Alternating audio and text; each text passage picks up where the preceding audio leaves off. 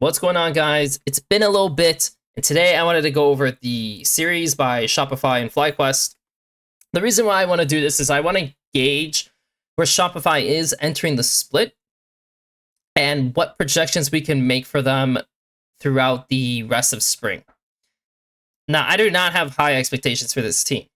Let's get that off, right away, because Palafox had a horrendous last split. He couldn't team fight, wasn't a good laner.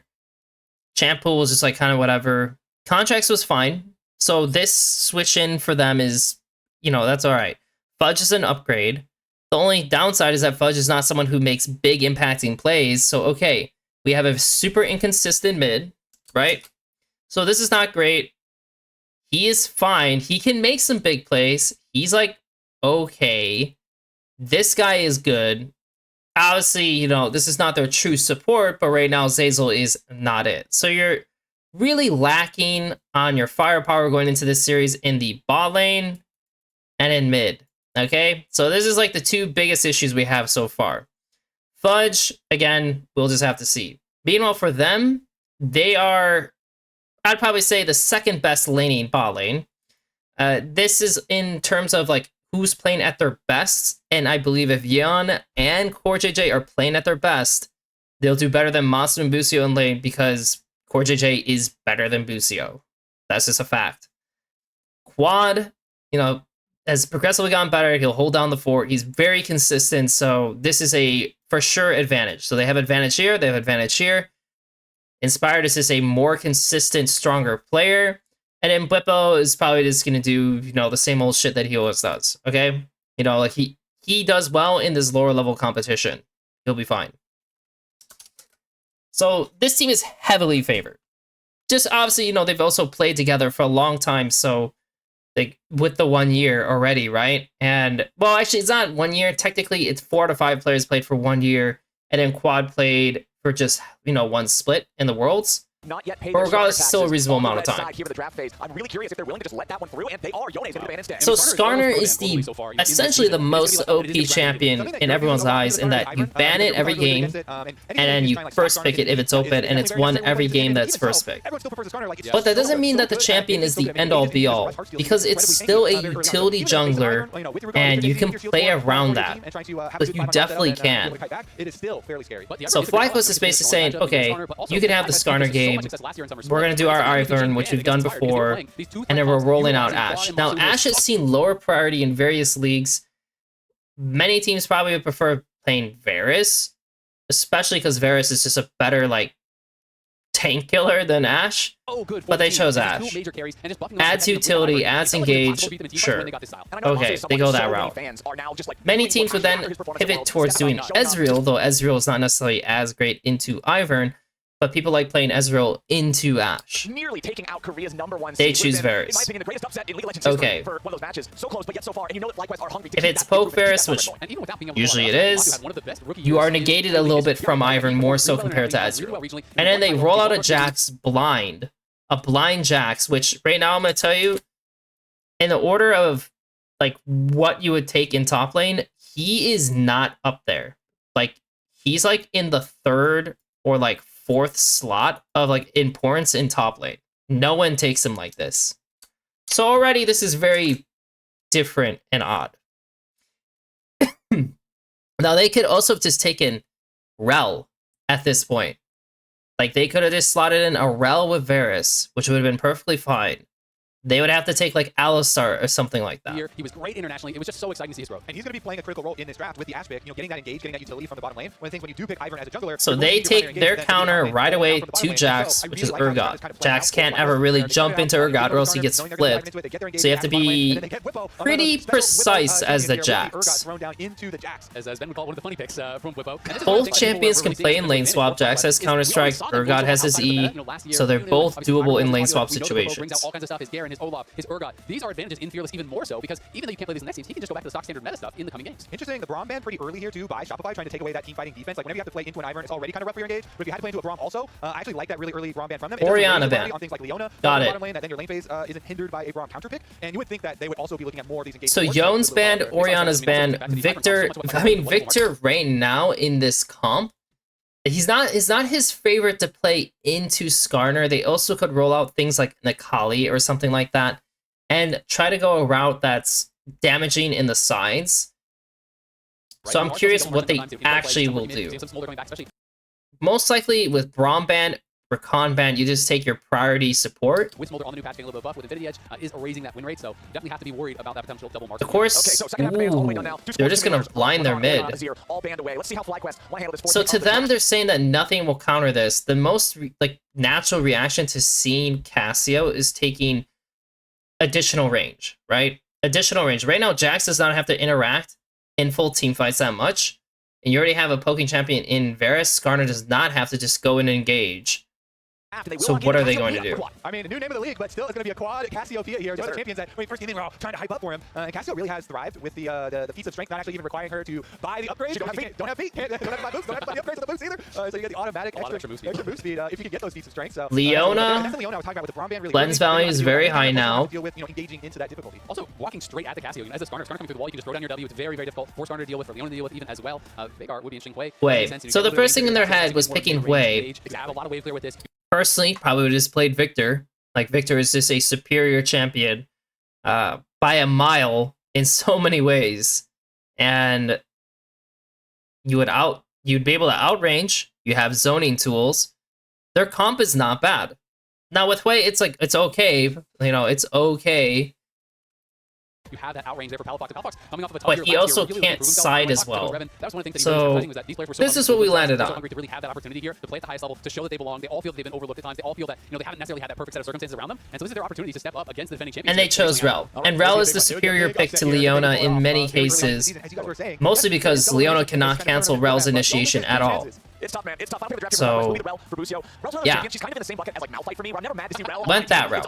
So a lot of engage tools on FlyQuest are landing on their bot side. There are quite a few options for SR. Would they lane swap? They don't have to. They definitely do not have to lane swap. They probably prefer standard lanes in many ways. Also have the really low lows and the blunders. So very excited to see, you've got returning Fudge, returning to the league, contracted Palafox kind of getting picked up and like salvage, staying in the league here, managing to find a new team. Let's see if they've got that magic that they had on energy. We know, Shopify is a team that has that incredibly high hype. These guys are championship winners, right? Yeah. And Shopify has not been so they're lane swapping straight up. Journey they did join last year, and last year obviously was not the kind of results that they would have wanted to go for. It's kind of surprising because that's not really what they wanted. And they've really been looking to try to build on that, to try to move forward here. And they have this exciting new sponsorship, like at all. The Jax can also, by the way, like the Jax should definitely try to sit in range to get the XP because he can do it. So he got 3x3 melees, which is good. The Skarner is pathing up. Yeah, the lane swaps, the changes. You can't really deny. So okay, there's a couple things I have to say about this. For one, you can't really deny the Urgot that much XP, especially if you're starting on bot side. It's just not really gonna happen. You also don't have your Leo trying to stop the Ivern from getting the camps, which again is a little odd. Because again, like I said, you're not going to do shit to the Urgot on top side. This is not happening. You're not doing it. So you're not accomplishing anything on the Urgot. You're not stopping the Ivern from getting his camps. I guess the only upside is that the Jax also on the bot side is collecting the farm. So I guess we're cool with that. The Skarner ends up wasting a ton of time doing nothing. And somehow Palafox is 1 HP on mid lane. This is becoming a bit more normal in that, as you're saying, if you have a bad matchup, you can easily just swap out of it, and your other sides of the map aren't quite as at risk. So he must be just getting hit by the Qs, and his return damage is very low because he lost both pots to Cassio's like 1, which means that he's clearly failed the lane.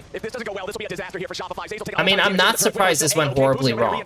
Like they got nothing on it, and the Skarner did not farm. The Ivern's ahead in camps. The Cassio has a superior base over Wei in the beginning. Honestly, it feels like both teams walk away from that one like, first play of the new season, they were sweating a little bit. The Ashes farm is fine, naturally. Yes, she can be played on by the Jax a little bit, especially if the Rel, the Rel continues to show what she is.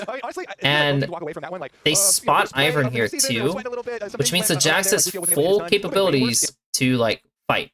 He could. Like, he literally could walk into Masu, hit E, and kind of just go for it. Now, granted, it might not really be the best. I don't know if he actually wins. But if he wanted to, he could look for it. Been able to hit that Q's done under tower, but because they get out and because the supports He decides not to, so he does nothing.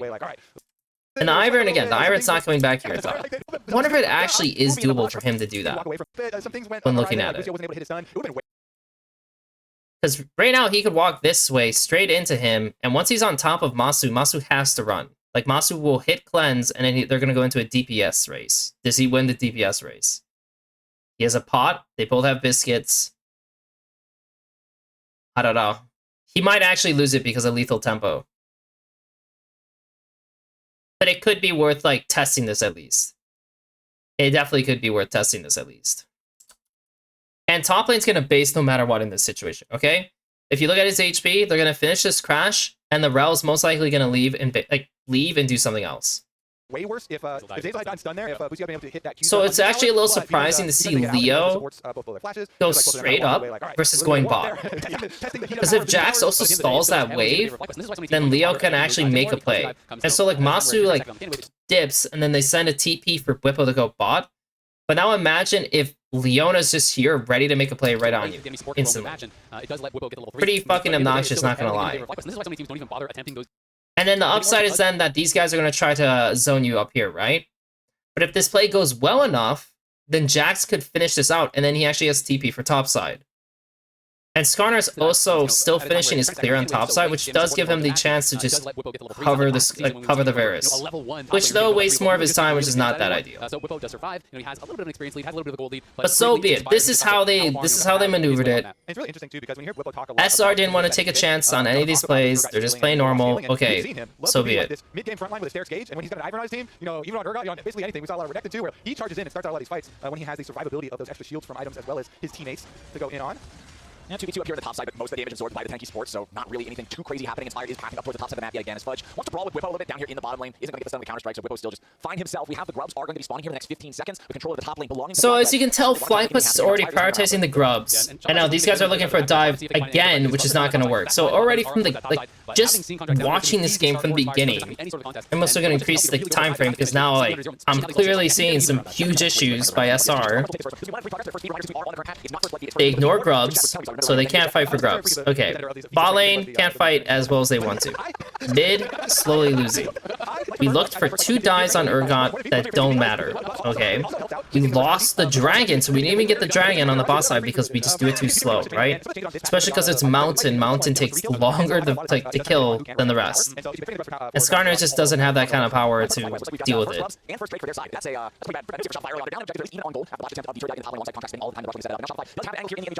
So now he's trying to find this guy. He's level 6. Okay, cool. We push him off on the Raptors. The lanes are like okay. You know, like the lanes are doing okay. Zazel ins himself. Happens, you know. This is a Zazel special. We're once again going into a dive situation, right? And FlyQuest knows that they're isolated on top side. They do almost have mid TP and top TP almost ready to help answer. And the thing is, like, the Cassio is leaning down because she's afraid of the Skarner initiation, so she's giving some space on that as well. But because they did that, Contracts going in. Boost here with a nice stun there onto Contracts. Flashes back out of the way, ready to turn it around here with a crash down. Zazel flashing out as well. Palafox with that spiraling despair over the wall. And the arrows, its first blood over to B-Boy. Might look for one more. Can't quite get the snipe here on Amasu. Another sidestep away from the piercing arrow. Palafox. Nice. Okay, so that was pretty good. Not gonna lie, that was pretty good. I wonder if that just stems from the fact that they ran down to do this drag. Because he's on the drag, they get denied, they take the drag. And the Ivern at this point, yeah, he wants to prep some camps, yeah, he wants to get a base. Like, he wants to chuck a base. He probably should stay topside at this point. Like, once he gets pushed off here, and he can't take this, it's because he wants level 6. So he gets level 6 now. Honestly, like the pace of this game for FlyQuest, cruising right along to their. And the Jax is basing on a Yeah, got the non-cannon cleanse. wave, This which the is just follow-up arrow. weird. Mossy with a good side. Like, it's really weird for Jax to base here.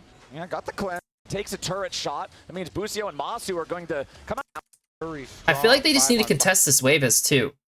Their 2v2 is not bad. It's not bad at all. That's the solution to this problem, that's all. Because he's pretty low on resources, so he does need to get a base. And he just has to wait till the next cannon wave to really do it.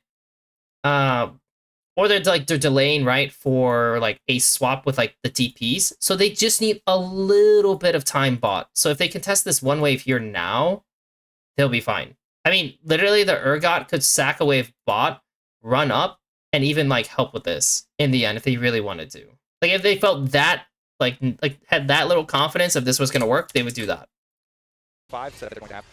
So for SR, you know, regardless that it does actually, like, you know, I initially said, okay, Zeyzal's just kind of inting. They're doing this because they know they have access to make this situation happen, okay?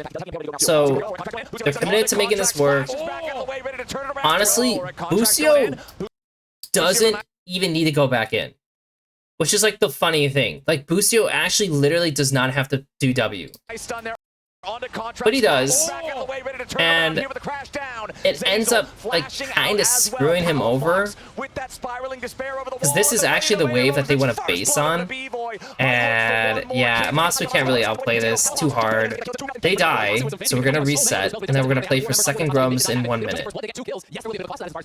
So Hui TPing top, I don't know if that's actually worth it or not. They're gonna lose a play because quad, and he's gonna cover top now. is it really worth it? I mean, their bot lane then is going to go mid. And I think it was very necessary. Like it's starting to get to the point where we're a little bit. That counts. That's a hit. They don't have Ash Arrow, so there's a really good chance that they can actually play for the grubs.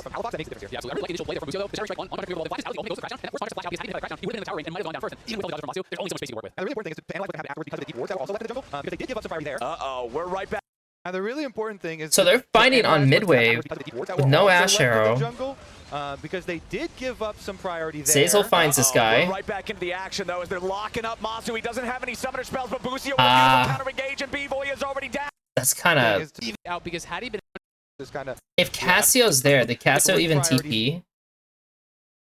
She walked. But Hui also walked.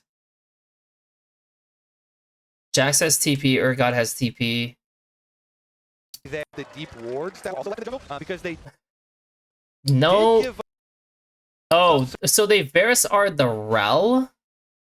Some priority there. It looks like they just had an issue on who to target because he doesn't have cleanse and he doesn't have sums. That were also so left in the jungle. Yeah, he rooted him. This was a mistake. Okay, there's the mistake. Whatever Bavoy's thinking, this is not it. He needs to save his CDs. They should always be able to get this, by the way, because there's no Ash Arrow. Like, you're down a key ultimate. This should always be a win for them. So Bavoy's like Bavoy and Zeyzal, specifically Bavoy, are initiating a bad look. Then they go on Masu, who has no sums, and at first you're like, okay, this might be good, right? I don't know why Contracts is like aiming his E towards the Rel. Like, if anything, he needs to not go this way. Just keep going towards this guy, because if he traps him, it's good, right?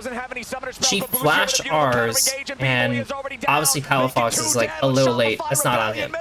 And then what's worse is, of course, like, you know, Fudge is TPing, doesn't get anything, and plays that. And use both TPs. So all TPs are down, and you lost this fight. Did have his there and they all 3 grubs. They want to grubs. They don't actually get the strength. They get all 3 count towards that 3 objective feed. Massive spike actually there from Contract to get in the still keep strength on the table you can test. First turret will have to be claimed by Shopify, and also have a lot of work to do to get free neutral objectives before FlyQuest 1 more. Well, at least it's possible. Yeah, I mean, Dragon's coming up pretty soon here, so they might turn their attention down towards the bottom side of the map when you already have Spires. Can't stand over here, so you got support and jungle already down towards Dragon's side of the map. might want to keep this action rolling. Quads ultimately will be back. They don't have their critical flashes on their team though, so maybe Palafox and B-Boy, the carries for Shopify with their flashes, will be able to make something happen. But if they're unable to, Flyquest will just keep on with their game plan here. They've got river control. They have very good vision setup. This is not going well. But we'll see what they can manage, because like, while it's not going well, they do still have the capabilities to contest. They do have good CC. Their comp is still like alright. Their mid is taking a ton of damage. And their Jax is steadily losing lane. Or is he just taking bad bases? Because in this situation, you know, Urgot obviously got first base, right? Jax doesn't match because I assume he's trying to play for Triforce, right? But he didn't even get Triforce. He bought literally a longsword. That's it, he bought a longsword, that was it. Why did he base? Because of his mana's low? Check to see if there's fruit plant. Like, it looks like there's literally a fruit plant in the river right now. Like, their ward literally shows a fruit plant. He should go and grab it, go back to lane, and play out. But he's late, so Urgot is able to collect more plates, and he has his first item over the Jax, which is going to be a problem. They opt to sack the dragon to play on top side, find nothing. But they have a good CC comp, so like, they can definitely fish. Just, if they're going to fish on Ashe, it's already too late. Unless they're okay getting Ashe's sums now, and then playing for Herald. That also works. At the same time, while, like, it looks like SR is literally running around, trying to figure out what they can do. Like, they're contesting the bot river, but, like, it's hard. And, like, they even pulled their mid over, and now their mid loses this wave, and now they're afraid that they're getting cut off on this pink, so now he can't walk in. The Jax, chucks another base, because at this point, he's essentially saying, I'm gonna give up this wave. I'm gonna give up the turret. Like, I'm done trying to fight for it. And they looked one time with the Skarner prior to here, they looked for, like, Urgot right here. But at this point, wouldn't it be better to just see if the Krugs are open and then just stay on top side and try to play on him? Because if your Jax is going to steadily lose the turret, it's just as bad. And then you're still not able to contest this, which is also just as bad. Because remember, Shopify did have the 2-0 kill lead. Now let's see how the fight breaks out. Arrow flies out from Masu. Boostio ready to follow up the engage. I mean, like, I don't even know what they're doing here. Like, the goal of their comp is to poke their enemy and then steadily walk in, right? They decide to go through bot. The Varus can't connect, so he needs to walk all the way around. Now let's see how the fight The Skarner steals the dragon, which, I mean, like, I guess, but the feat is already, like, I guess this is essentially for the feat. And actually, no, it's not, because they already got the kills. So this is not even for the... Did they get it first blood? No, they didn't get first blood. Okay, so they didn't get first blood. So I guess this is not for the feat, technically. On 15.2, it would have been, but on 15.1, it's not. So, and Shopify doesn't get the feat either from just doing this. That's just not a thing. So he's worried about them getting the feat, but you should be playing for the... Dude, I think he just, like, he's just over-focused on the dragon, because if he goes on quad, you know, at this point, they can have a chance to kill the Rel. The Cassio also has no flash, which would make the most sense to DPS her. The Varus comes from behind, and you play out. But because he focused the dragon contracts, it's impossible for them to actually play this out. So now these two die. And once again, Fudge is TPing in a situation where literally nothing can happen. So he's already wasted 2 TPs doing nothing. That's just rough, man. Like, I don't know what to say. Like, Fudge is having a terrible start. We're using all our CDs on this guy to kill him, and he was kind of inting, but also now you can't fight for Herald because you used all your ultis. Unless you're going to start it, like, right away. Which, at that point, they could, actually. Especially because Bwipo doesn't have TP, they actually could. The Leona would need to, like, base, and then you're going to hold this line for a little bit. And you're going all in on the objective. And it's doable. It is literally doable to do it this way if they wanted to. But it's, like, not ideal. utility bottom lane here is going to be very problematic. So if things stall out, then in theory, they should progressively lose ground on the Herald. In theory. It looks like Whippo again. He's pretty far up in the side lane here. And this is something we've seen teams do in the past against Flyquest. Against Whippo specifically, trying to aggressive play style he has. Whippo turns around, he knows he has backup to help. Inspired Monster, right side flank, Fudge on the back contract, trying to continue his escape route. B-Boy, better reinforce the shot line. Fudge is at 40%. Quad, make big flank style he has. Whippo turns around, he knows. Up in the side lane here. I need to start from here.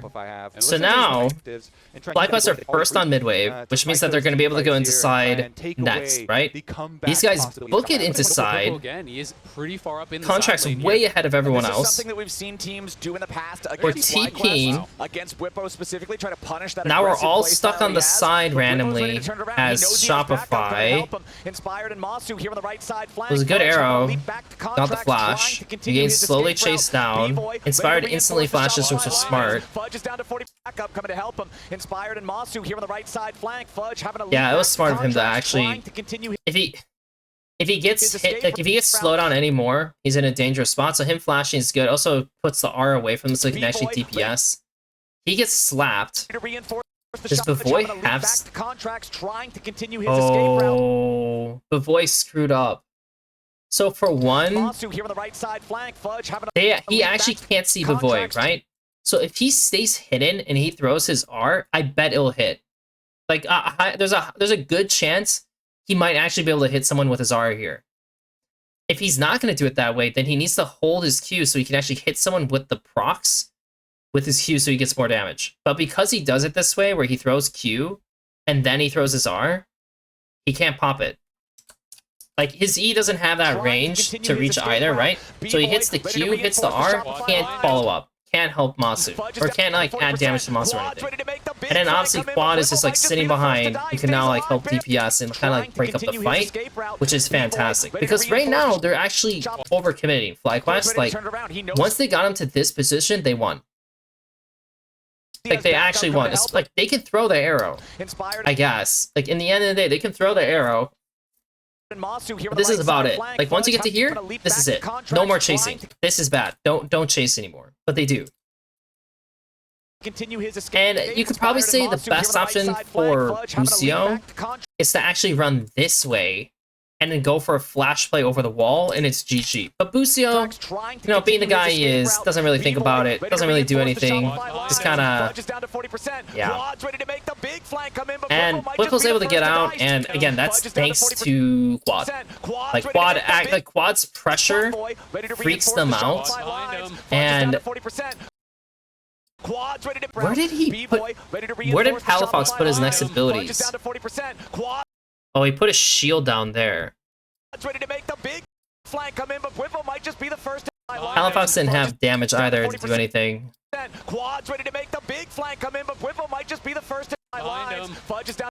Bavoy also gets hard chased out right away. So he didn't expect this guy to be here. So he had to run. So Bavoy got pushed out, and there was no DPS from him because he didn't have any spells. Jax can't finish anything out. Nicely done there by FlyQuest. There's so much attention in the backline. Quad really saved the day. They overcommitted FlyQuest. And Bucio didn't see the angle, did absolutely nothing.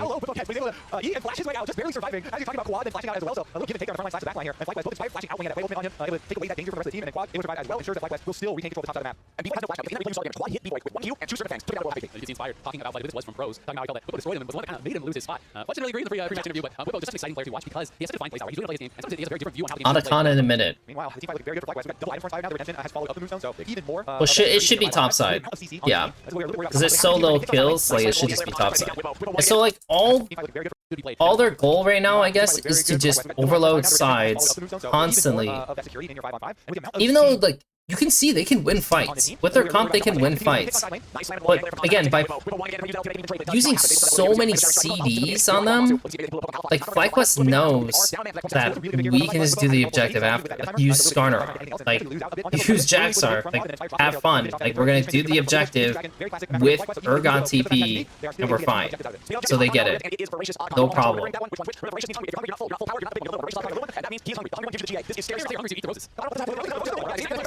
And then this guy just kind of inting slightly. I mean, again, they have first move on side. Eat the roses. No, I don't know. What does that have to do with anything? No, the roses are the big one. Yeah, see, exactly. That's what I'm saying. No, that doesn't make any sense. Nobody eats flowers, so it's a man. slight bait. It's a slight bait. Fudge, but they aren't going to get him. Not all the way. Instead, Shopify turning so they do find a pick. Not something FlyQuest ever had to commit, by the way, to. Halifax Fudge is in some trouble. They're trying to eat some fudge, but has they aren't flash. Not all the way. Instead, Shopify turning it right back around onto Whippo, and Contract is taking the kill.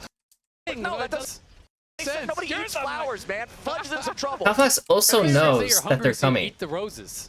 No, I don't know. What does that have to do Like, they have a, no, like, if you see where the ward is, this ward shows Cassio. So if you're Halifax, you should already start turning around, and you should be holding this choke point.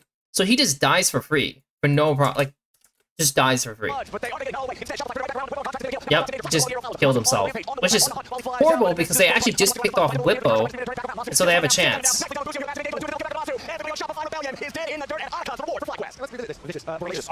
I was like, okay, so Voracious talking hungry because there haven't been as many kills in the game, hungry for more kills. You guys know, Flyquest is looking bad right now, so I'll say that much. Masu, flying angles with chasing down. Flyquest really looking good in these 5v5. Shopify goodness, side lanes and finding picks, finding angles, but when it comes time to the 5v5, does not feel like they have an answer. So this was huge for Flyquest. They're getting this reward. Jeez, they're playing so bad. Like, okay, that's hilarious. But like, okay, I shouldn't say they're playing so bad. I should say that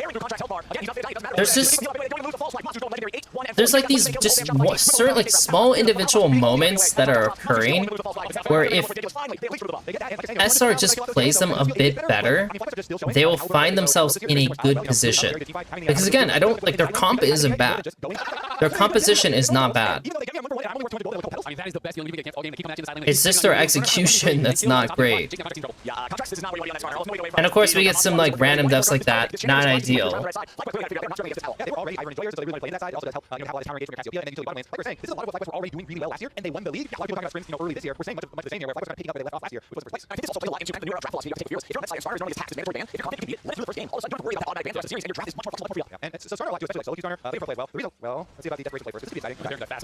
Yeah, this is very scary for Shopify. They will. Yeah, it is what it is, man. I mean, like, they have little vision. They can't really like get in here. Having a lot of struggles. Really annoying to deal with. Yeah, they have Poe. The enemy team has just so much CC ready to counter you. And here we go, Busio in for the Magnet Storm. No flash on Varus, no flash on mid. It is what it is. That's kind of the game. So for this game specifically, if I'm thinking about how these teams played, especially in the lane swap situation, it wasn't bad. And okay, so like the only bad thing was that his pathing was not great. Like this wasn't good. Like it was pretty bad. He kept it real for the most part, but he had one timer for the mid wave that he needed to actually play on. And if they did, then they would have been fine for their bot lane. But it's this one decision, this one part. And it seems like for the most part, they're looking for dives. You know, like, I don't know if this is what they practiced a lot on, but it seems like dives are a big deal for Shopify. And that's cool. That's fine, right? But if dives are that important, like, you need to make sure they're, like, well-timed. And you have to be very careful with the execution because towers do more damage now. They stay ramped longer and they do more damage. Zeyzal was actually okay. For this game, he actually was okay. But Voy had like 2-3 moments that he screwed up on.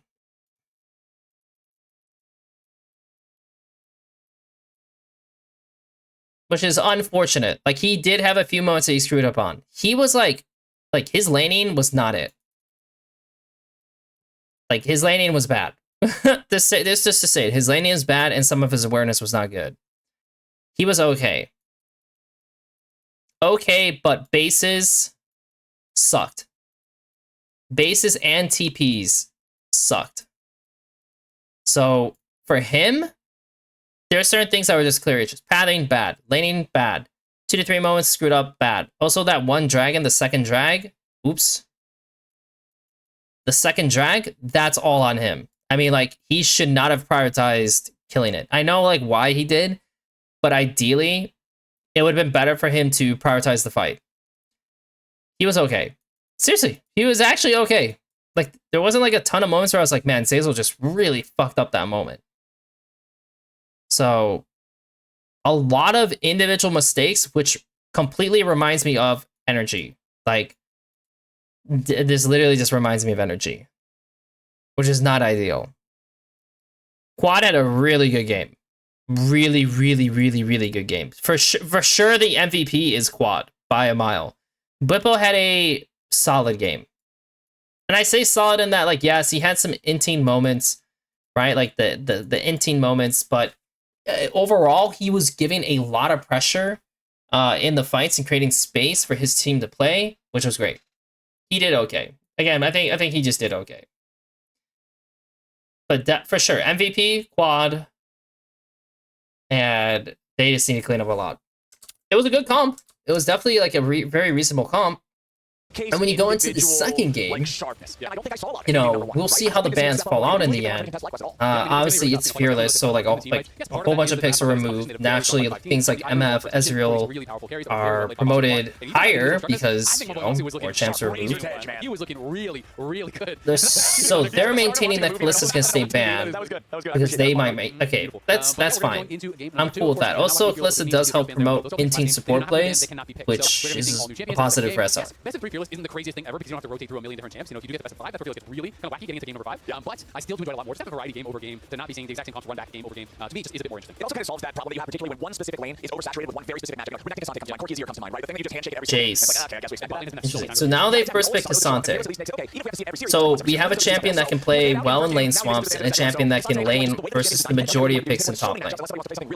They take Mbessa, which can be flexed. Depending on how good you are on it in mid, can be flexed. And then they roll out a Sejuani, which is just your standard bridge control pick, which can play into the majority of champions in the entire game.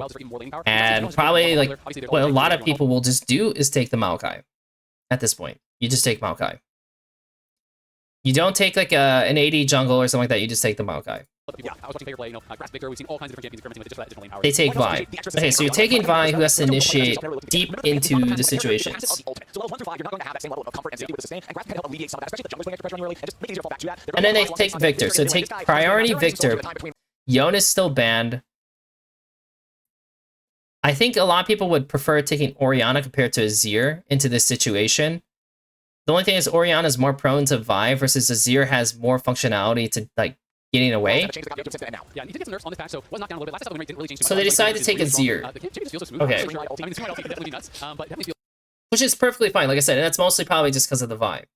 So now we have both bot lanes fully open. Fully open. They have counter support, which is really problematic. Like, definitely problematic. Really strong these days. So they kind of need to ban supports that are going to avoid these situations. Shopify specifically.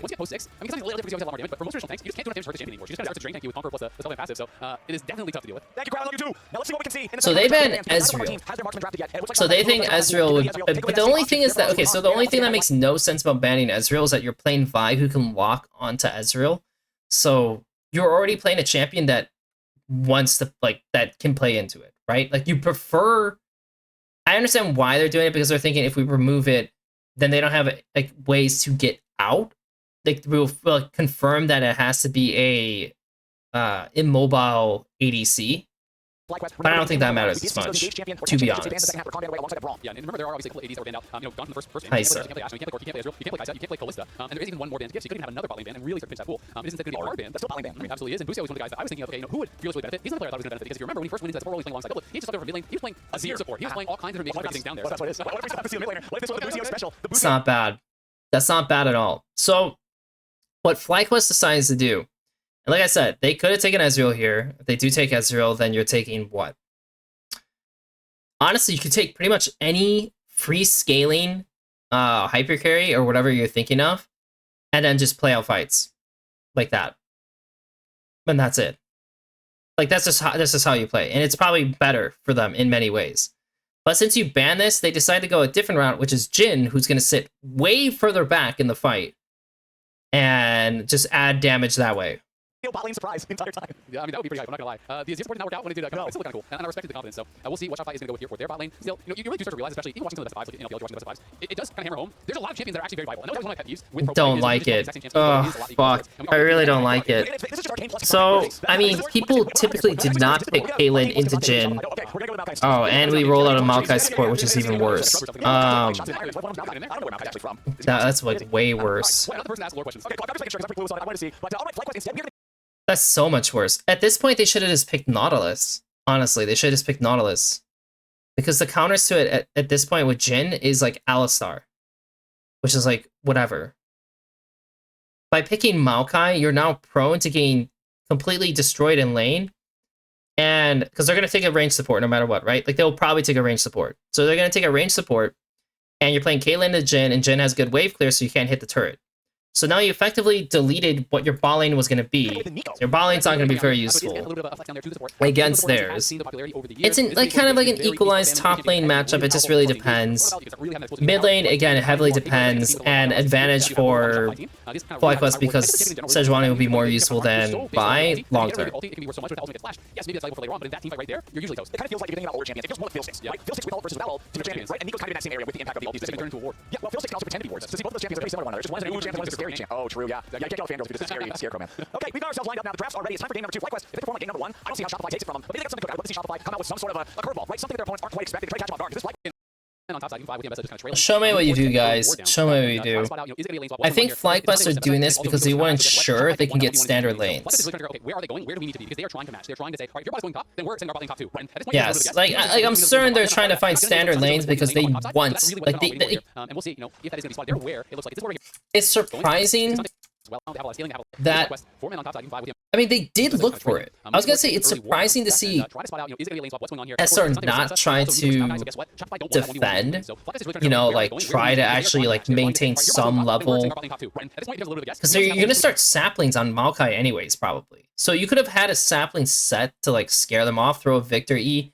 Granted, yes, Victor E is not like preferable in lane, but still, like you just want to chip them out, Caitlyn Q, you know, throw this shit at them, and then they can't get the wards they want to get. But they didn't really prep for that. They didn't really think about it.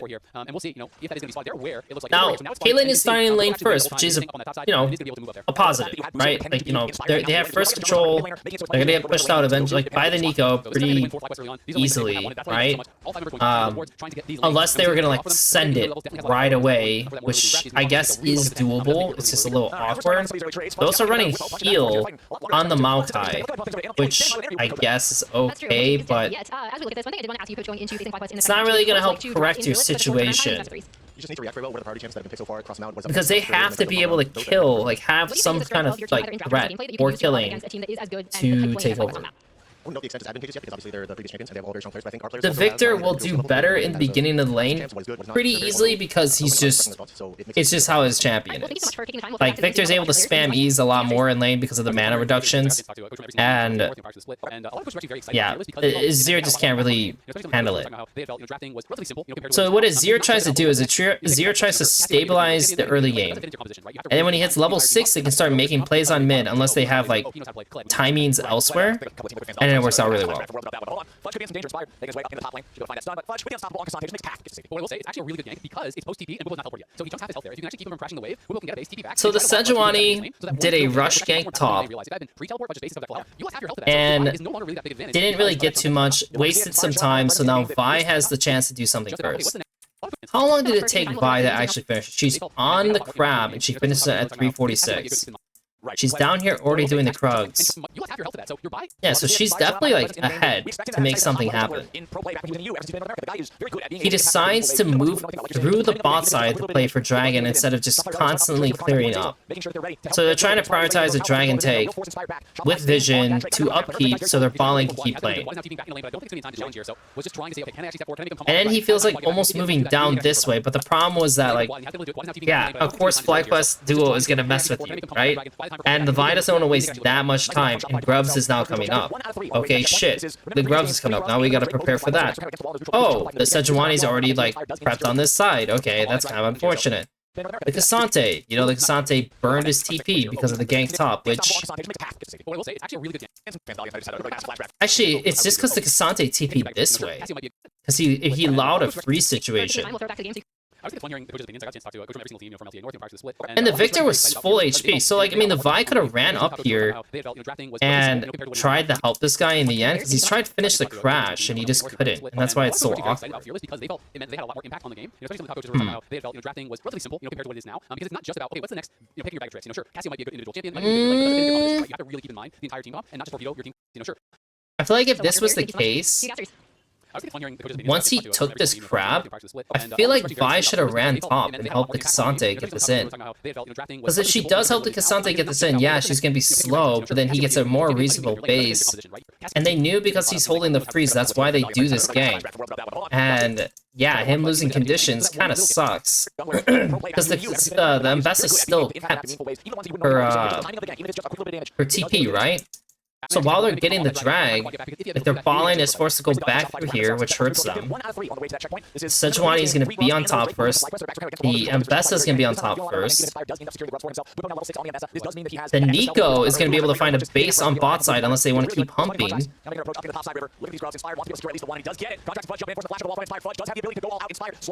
Wow. Could they have gone him? So, like, the only thing is like, yeah, he's trying to finish this, and after taking the crab, he shouldn't start the grubs. That's for sure. Inspired should never start the grubs here. Because, yeah, Fudge can just walk in and, like, create a situation. So, oh my god. He should die. Inspired should be dead here. He will lose the top wave, but he should be dead here. Unfortunately, Fudge could not finish it out. Don't tell me Fudge dies here, though. It's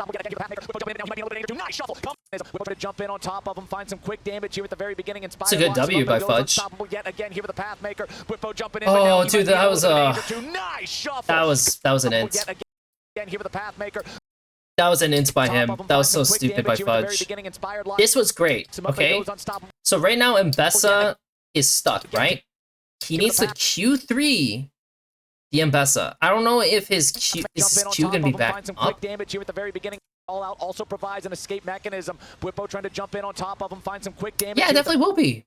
I think it'll be up in time. Yeah, it'll easily be up in time. So he should be queuing the Mbessa, knocking her back, and she's screwed. She's dead. They will turn around the fight. But instead, he goes into Bwipo, so now Quad is an easy job. Quad is completely untouched. And then they kill him. And now he has full soldiers. And now he has the flash. That's crazy, dude. Wow.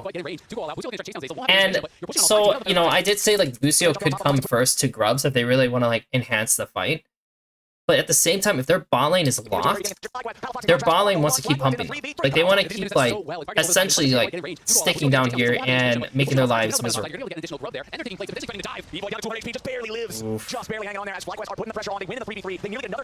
Yikes. So they got 2 grubs to 1 grub, which is a victory. They got a kill. They got Cassante flash. They got Victor flash, which is even bigger because now Victor's probably gonna die. He probably will die. Zero also has flash. It's a very notable play, to say the least. It's definitely a notable play.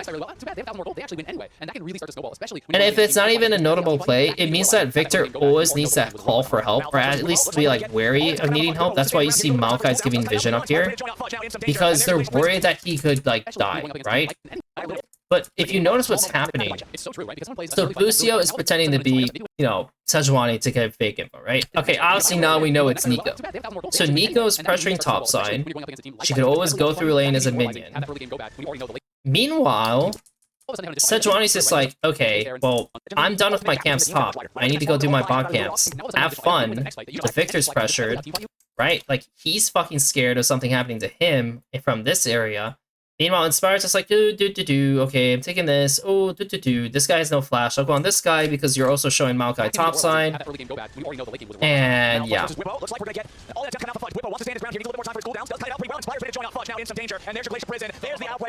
And Fudge is just getting baited into it.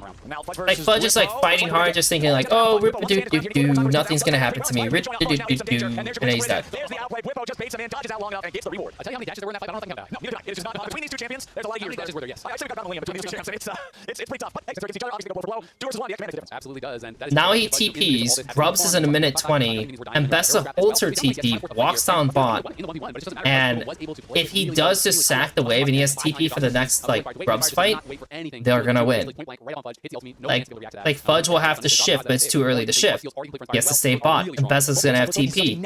All they have to do on FlyQuest side is delay, and it's inevitable that they will just win the Grubs fight. They use Azir TP, because it doesn't matter in this situation. And yeah, this is like literally impossible for SR to fight. They cannot win this. So they need to go into bot side, and they need to take the dragon.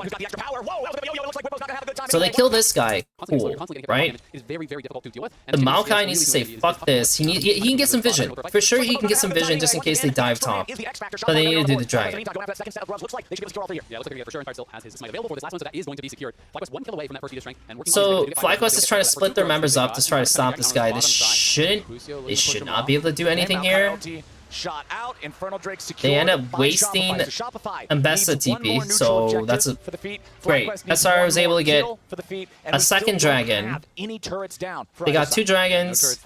Also worth Did pointing the out team that got first blood? there that Busio was using. You can use your clone to block the Maokai ultimate, and then all just No, I don't stack think so. behind it. So it's very difficult for Maokai to find those long-range engages sometimes. We want to be able to throw that down for someone to eat it and hard engage off on that person to be able to kill them, but the Nico clone just kind of rejects that completely. All clones kind of have that special power against something like Maokai, Ultimate, and Ash Ultimate, whatever. But you think of Wukong or LeBlanc, right? You think of a Shadow clone. Any of these things can be used to block those massive, slow-moving things that can really otherwise have some disastrous consequences. Speaking of disastrous consequences, Whippo has been up 20 farm ahead the entire game now, ever since that first move from Inspired that we talked about to kind of shut down Fudge's chances to have the presence that he wanted in the lane. And Whippo's just happy to keep on farming on this Mbessa. We know how scary this champion can be if she gets into a team fight, finds access to the back line, and is ahead of her game. Yeah, it can be really, really tough. And obviously, 1 plus Melee has a classic pairing. You need to see so much of this 1 plus Renekton. This is kind of one of those new era pairings. Doesn't actually check Pixel Rush, so is going to be spotted by the pink. Fudge is going to standard tower. You see Shopify moving down. Okay, Busio, we're going to start this one off the Pop Blossom, and there's no. So now they're just. This is actually kind of interesting. So the Victor now has Flash again, right? A Shadow clone. Any of these things can be used to block They're those still massive, giving slow vision for the Victor in case he becomes a player, right? Fudge is progressively losing trades, which should happen, right? Like, I mean, it's just gonna happen at this point for what his champion is, what Whippo has, and yada yada yada. They're now just running into bot just to kill him because all SR is doing is covering the Victor. Nobody's covering Fudge. And also from last game, if you remember, SR was starting to lean and play onto Whippo. So it seems like they made a notable decision to let's screw over Fudge. You know what? If like, especially in game, if they notice that and remember how last game went, they're thinking these guys didn't do a lot of plays on mid. They did a lot of side plays, so let's just do that.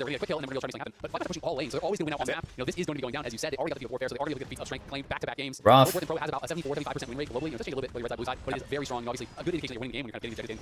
Like in the better, Whippo has 1v1 so far. Whippo did dodge away from the third hit with a knockback of the info strikes, so we got that one. 3-2 still at 3,500 gold. Halafox takes a long time with top lane turret. We'll see how damage you do that one, because FlyQuest are overloading bottom in return. Busio moving forward here, wants to hit Fudge with tangle barbs. I don't like that. I don't like that, but I can see what they're thinking. It's just the Zir can't stay top, right? If you're already sending Jhin bot, the Zir should just cover mid. And then the Jhin can just go bot, and you can still take the turret, and then the Zir's covering mid. And then you save your TP. So, not my favorable thing to do. If you're SR, you know, the Caitlyn is just doing nothing. Also going to free up the kill down on bot side, but Masu now moving in towards mid. Are they going to look to go for him? I think this is it. Like, the fact that you got his flash, right, or got his cleanse is already, like, phenomenal. I don't know if he actually had to go this far, especially with the flash. I feel like he, especially, dude, he could have just thrown his E. I'm pretty, like, Nico should just throw her E, no? Like, you're 1 minute before Dragon and 3 seconds before Herald. You should just throw a Z. Kinda just kills himself for 0.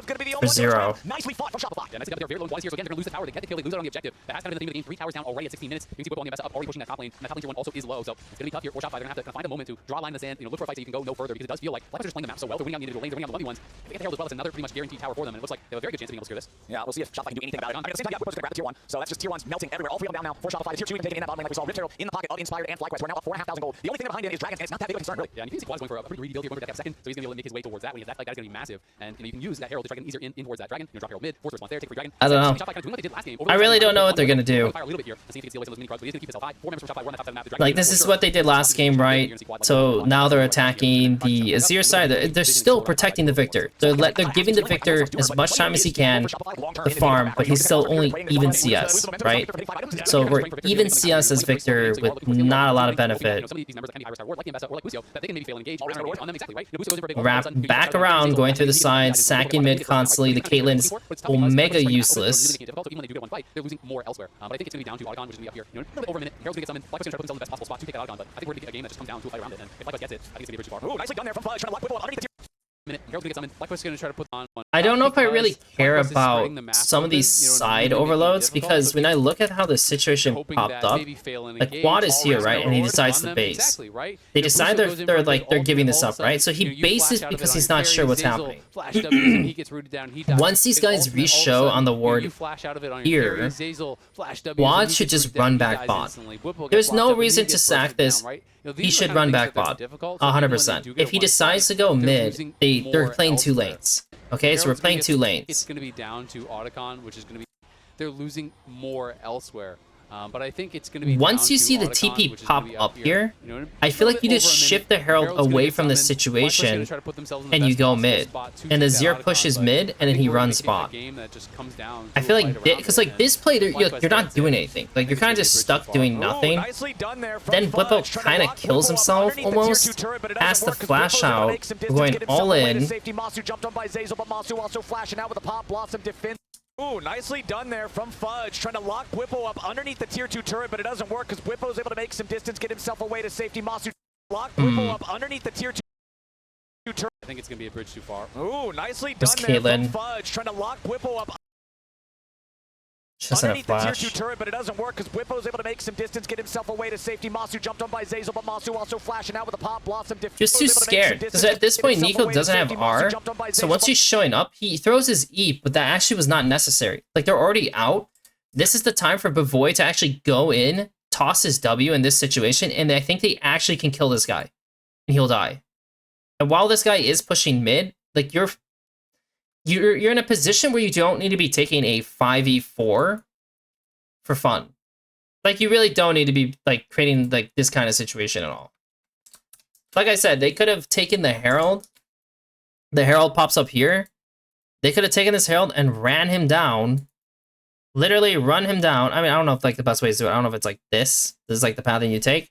Run him down to crash this. Now everyone has to rotate. While you're in this pocket, you can literally throw poke at them, which is amazing. And the Azir can hit this, roll out bot, you can play for the red, and it's the Bessa still stays top with TP. Like, there was definitely a way better play for FlyQuest, and once again, they put themselves in a position in which they could have lost. Yeah, and Inspired flashed to block the Caitlyn that was on Masu there. He was nervous about that being enough damage to finish him off, and he has a lot of AD. It isn't luckily for them, no one dies, and... So I will say, yes, frustrating to get those kills for Shopify, but no flash Inspired, no flash Bobo, no flash Cleanse on Masu. Yeah, I mean, no one dies, and they're vibing. I really don't like the Mbessa build of having Knight's Edge, is that what it's called? Like the lethality Banshee item. I'm not the biggest fan of that.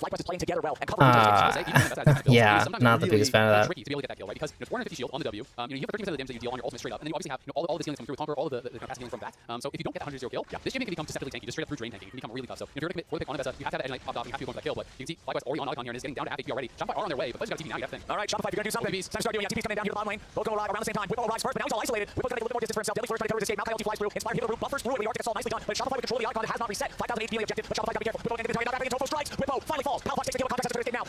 That was an end. Okay, so I just want to go over this fight real quick. So Mbessa stays top, right? Farm. We're doing the Autocon. We're late to it as Shopify. Okay, 6k on it. We're chilling. You know, no rush. It's time to start doing. Yeah, TP's coming in down here to the bottom lane. Both going to arrive around the same time. Whippo doing. Yeah, TP's coming in down here to the bottom lane. Whippo decides to int it up, which going to arrive around. I don't really understand why. the same time. Like, he went straight onto this situation. Bavoy can always get hit by the R, which is a problem. That's so much fucking damage. But actually, no, he can't, because he will always flash. So he should have confidence to go hard onto Whippo here and have his flash, right? Zeyzal at this point should probably throw his Mauar this way. Especially knowing that this guy doesn't have flash, or even like this, or even like this way, right? Like, he should do that now. Because if covering this area, not only is it going to screw these guys up, they have to block, but they don't want to block because they're going to be fully exposed. When does he use his Mauar? Okay, so he does throw it, but it takes him like a second to do it. Because if he starts now, start throwing it now, it's way better. He waits like 2 seconds, which is too late. Bavoy is too slow, is like too worried about not playing forward. Whippo's actually able to get out, and they're not stuck in this bad spot. This would have been a death trap. Death trap here, right? Death trap. Luckily, that was not the case. And then once they get onto this, they should not leave this objective. In my opinion, I feel like everyone should rotate over at this point and keep this. Especially like Bavoy. I feel like Bavoy should be hitting it here. Fudge should play here the entire time. Bavoy's here. Contracts is on this. Palafox is here. And Maokai's like here. I feel like this is the best play they could do, because Bavoy's always in a safe position to do whatever he wants. Whippo can't just R randomly because he has flash, he has flash. If he commits his body, he could die. Masu probably would pop R, throw Sejuani R. Like, your best bet is like coming this way, which you can't really defend. That's the only thing. You can't really...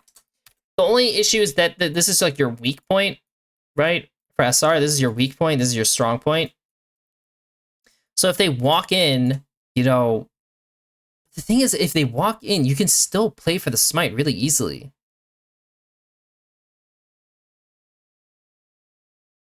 If they reposition up, then this guy gets a lot of space. But then you can put like Victor W here and like kind of protect it. Especially because he doesn't have flash. I wonder what's best. You also can play with Maokai saplings here.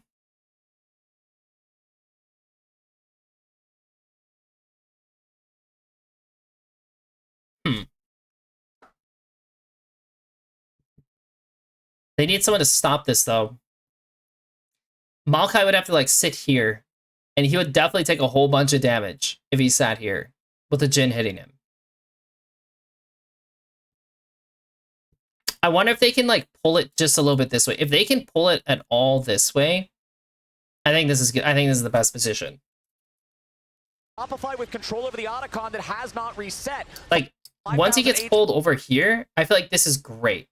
I mean, like, they're going to still walk in, but now the Maokai has space to kind of, like, stop. They don't like how Whippo's moving. They kill him. We have Vyar. I mean, maybe this is the best thing in the end, because like Whippo's starting to give space and they recognize like they can go in and kill him. Whippo again going to be the target. Knockback by the Intofo strikes. Whippo finally falls. Fox takes the kill, but Contracts has to try to escape now. The Glacial Prison won't find him. He tries to re-engage, instead gets caught. Busio with the slam onto 2. They couldn't kill him in time. Where is like? Well, so the Kaylin is playing respects to this guy. Contracts has to try to escape now. I think he's too afraid. Dude, I really think Bavoy is playing too afraid. Whippo finally falls. Because this was not the worst decision. I like the idea of trying to hold in a certain way, but if they identify that this guy's like inting, and granted, obviously, if he does dodge the Q3, he's wasting more of their time, which is a problem. So if he does outplay it, it's bad, right? Gotta be careful. Whippo again gonna be the but he dies, and Whippo. We still have this too. Finally falls. He gets the flash. We have Maokai W. Now strikes. When does he actually have Maokai W? He does. Whippo again going to be the target. Knockback by the Tofo strikes. Oh Whippo. fuck, he's in. Yo, Zazel's a fucking inter though. Like if Zazel turns around here, because his flash will take him here, right? If he keeps running and this guy goes this way, Zazel can be the one to start this fight. So Zazel should be doing flash W on the Jhin. This guy can save his shit for a little bit, but Void should have more confidence to go up. Fudge should run into this guy and deal with him, and they could win. It's actually winnable. Like, SR could win this fight because FlyQuest is just over chasing. But they lose because Void didn't have balls, and Zazel doesn't have balls in this situation. So much onto him the whole time. Quad is hitting, Montu is hitting, and even was still low from the early chunk, that Whippo got further back. You can see Lucio on the side running, trying to keep these carries away. Palpok can't really fully fit in. People can't really fully fit in because of the threat of the Nico. And so yes, even though Masu does go down, Quad was always untouched. All 5 players have a false. That's going to keep happening. But that's all right, because FlyQuest are in such an insane spot in this game. I feel like for Shopify, you're just praying for a mistake to punish right now. Because if you don't get one, I really don't see the angle here. It is so tough, yeah. Now that Autocon's gone, that does often feel like kind of last hope when you are losing. And one of the things that Autocon does do is just makes it so smooth to snowball a game to victory. Because there's not this kind of like dead space. In the previous seasons, there used to be this time, kind of after Herald has been taken, before Baron's really viable, because the point of Baron was so incredibly dangerous. Realistically, unless you're monstrously ahead, you wouldn't really be forcing Barons until like 23 minutes or something for a fight. Yeah, Whippo's just ready to go and puts the pain on Palafok, but now it's Whippo's found himself behind enemy lines and not in a good way. He withdraws 200 gold over to Shopify, but it's just an easy opportunity again for FlyQuest to force. This is exactly what you're talking about. This is the tool in their toolbox that allows them to keep the momentum of this game, shut down Shopify's rope. Exactly. I mean, it looks like a silly death until you realize he just respawns instantly in the base and they got 2 towers, including Nexus tower off it. And Quad, he's gonna die too, sure, but again, now look at mid, right? This is the problem, is that you're just forcing your opponents to spend more than they can afford to spend to try to defend these plays. Now he's just going to go over he'll kill him very well. It doesn't really matter either way because top lane is dying too. He just goes in, forces, he even gets the kill as Whippo comes back. I will say, if you're playing some of these, if you're playing with Otacon GA, you should never be like losing your GA without getting something out of it. Whether it's important CDs like flashes, whatever, then it's good. But if you're like have to expend and not get anything as a result of it, it's a waste. Exactly. And if it was changing anything, like 300, well, now all of a sudden it's like, yeah, you do res, but they're still getting a lot of gold from wiping you. Right. Here, we can see if he can set up some sort of pick, but you see multiple members, you cannot make it happen on your own. That is here. It's 3 items now, and I think they are aware that he's around. You should not try to jump this dude when he has friends in your body yourself. Jungle dog. Oh no. Oh, there's 1. Let the wolf go. There's 2. There's 3. There's 4. Oh, now Cam's just gonna hit him. One more hit. Oh, they're just gonna give it to Inspire. There it is. Inspire will pick up that one. Contracts had no way. Oh, now Palafox is gonna be in some serious trouble here too, potentially. Luckily, has help nearby too. Guarantee his safety. FlyQuest ready to reinforce their own lines. 95. Favoring Fly right now on the Rift. Baron is alive. Objective values are up and active for Shopify. The game should be because the 9,000 gold deficit. Inspired Masu. I'm trying to think what I think of this game. And what do I think of Shopify? Lucio also top control. He knows he's unseen. Wrap around for the full-on engage here. That clone could be caught there by the 90 card net of B-Boy. Easily done for FlyQuest just managing these situations, being able to take Baron, being able to put themselves in a beautiful spot. Yeah, absolutely. I mean, normally maybe you want to try challenge, but Contract was dead, and not only that, you had used knockout, you used Victor ult, so I think without those, there's not really any shot of being able to contest. So I think you're just gonna have to button up, go back to the base, hope you can find some sort of way to defend, to delay. Zazel getting cut out, he isn't probably flashing away, but he's flashing to the wrong side of the map, and Masu now. Yeah, contracts. Oh no, he's gotta be gone. Quad unstoppable here. Just working together once again with his team, send him up to knock him down. Now the mid lane hitter. That thing is trash. I'm actually not too sure how I feel about it. Seconds still on contracts. 5v4 in the base for FlyQuest. And they're looking to end this one slightly slower than they ended the first game. Zazel shoots off that Maokai ultimate now. He's gotta be careful. He's dealing with Whippo with a 3v1 favoring Shopify. But nice counter attack from Lucio locks up all 3 Quad goes into the Shopify too. But FlyQuest over middle here. They only lost Quad and Whippo. Both solo laners down. I mean, I mean, the game is basically over, right? At this point, like, there's really not a whole lot else that's really gonna happen that's like important. But I feel like from watching this game, he was actually okay. Yeah, he had some inting moments or whatever, but I think some of these moments were not his fault. This guy losing his flash on that one timer. Actually, you know what? Dude. I'm gonna put a squiggly line for him. The problem was like that one skirmish should always be a win for them. The top 3v3. The top 3v3, that's his fault. And that resulted in him losing his flash, which resulted in him wanting to cover him, right? And that just was a huge issue. This guy, no balls. Honestly, I don't know what's going on with Bavoy, but I think he was too concerned with the threats, the threat of, like, Nico. Like, I think he gave this guy too much credit twice. And both in those situations, it was bad. And then I think for him, he also at times missed, like he's slow. Like, he's just, like, slow to react. And then see plays. So that was, like, a problem for playing the Maokai. For Caitlyn, no balls. The laning was not his fault. It is what it is. But he had no flash, so he needed, like wasted resources to cover him. And, like, his play was fine. Like, there was nothing, like, outrageous about Palafox in this game. Contracts did make things happen. Like,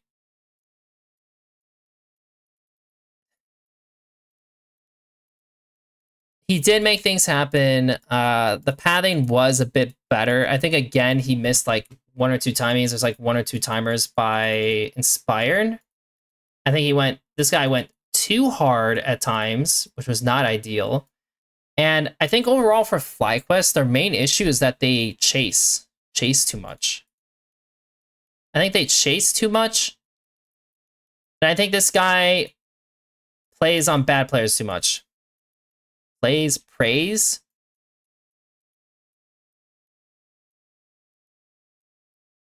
Like, he just plays on baddies. I think this guy was solid across, like, almost all the situations, like, quad. Like, he definitely was the best player overall in the series. Like, if I gave my player of the series, it's quad, 100%. It's just, dude, I really am getting energy vibes from Shopify. Like, I just have this feeling that with how Palafox and Contracts are, and even the way Fudge played this series, you're just having these inconsistent, like, misplays that just add up. And against a good team like FlyQuest, you'll never win. You'll literally never win. It's impossible. They actually had chances to win, which is funny. I mean, that's a good thing. I mean, the fact that they're in winning positions at times was a good thing. But outside of that, it's like, I don't know what to say.